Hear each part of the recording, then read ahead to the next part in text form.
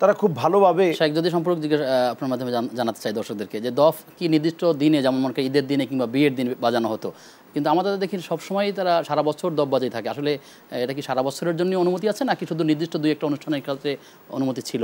না, এটা আমরা যতগুলো হাদিসের মধ্যে দেখি, যেমন একদিন ঈদের দিনের ঘটনা এমন ছিল যে যারা জারিয়া ছোট ছোট বাচ্চারা দফ বাজাচ্ছিল, তো আবু বকর রাদিয়াল্লাহু তাআলা আনহু ঘরে প্রবেশ করে বললেন যে আমাজামিরুশ শায়তান ফি বাইতি রাসূলিল্লাহ, রসুলের ঘরের মধ্যে এই শয়তানের ধ্বনি কেমন করে প্রবেশ করলো? তো নবীজি সাল্লাল্লাহু আলাইহি সাল্লাম বললেন দাহুন্না, তাদেরকে আজকে ছেড়ে দাও, বাচ্চা মানুষ, ঈদের দিন তারা বাজাচ্ছে, তাদেরকে বাধা দিও না।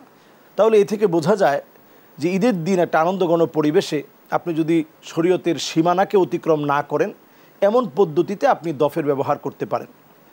এটা হচ্ছে হাদিস থেকে বোঝা যায়। আর ওমর রাদিয়াল্লাহু তাআলা আনহু যেটা বলতেন যে আলিনু বিদ্দুফুফ, দফ দিয়ে তোমরা বিবাহের সংবাদকে ছড়িয়ে দাও। তখন তো আমাদের মতো মাইক ছিল না অথবা ইন্টারনেটের প্রচলন ছিল না।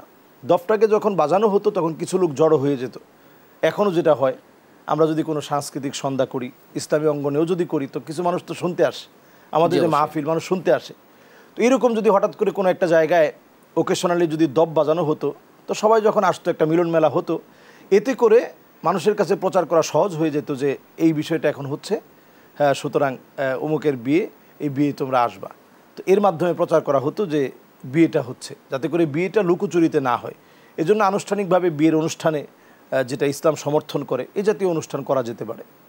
মোহতারাম, কিছু প্রশ্ন আছে। আমাদের এক ভাই জানতে চেয়েছেন যে সকল মানুষেরা প্যারালাইসিস রোগী, তাদেরকে যদি ডায়াপার পরে রাখা হয়, এই অবস্থায় তিনি সালাত আদায় করতে চাইলে তিনি কীভাবে সালাত আদায় করবেন এবং পারবেন কিনা? যদি প্যারালাইসড রোগী হন, তাহলে তিনি একেবারে শেষ মুহূর্তে দেখবে, ওই মুহূর্তে যদি তিনি পরিষ্কার পরিচ্ছন্ন থাকেন তাহলে কোনো অসুবিধা নেই। যদি পরিষ্কার পরিচ্ছন্ন না থাকেন, ওই অবস্থায় তিনি অজু করে সালাত আদায় করবেন। সালাতের ভিতরে যদি কোনো সমস্যা হয়ে যায়, ইল্লা মা কাস সালাফ, সেটা আল্লাহ তাআলা মাফ করে দিবেন।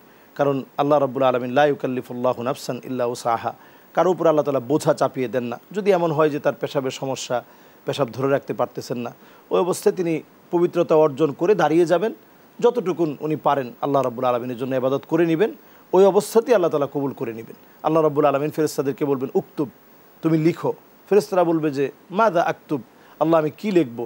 আল্লাহ রাব্বুল আলামিন তখন বলবেন উক্তুব মা কানা ক্বাবলাহু, তার পূর্বে যেই রকম তার ইবাদত বন্দেগী ছিল, পূর্বের তার যেরকম অভ্যাস ছিল, ওরকম তুমি লিখে দাও। সুবহানাল্লাহ। আপনার অসুস্থতার কারণেও কিন্তু আপনি আল্লাহর কাছে প্রতিদান পেয়ে যাবেন। সুবহানাল্লাহ বিহামদিহি। জি, আল্লাহ তাআলা আমাদের সবাইকে সুস্থ রাখুন। এরকম যারা অসুস্থ আছে, আল্লাহ তাআলা সবাইকে পরিপূর্ণ সুস্থ দান করুন, আমরা সেই দোয়াই করি।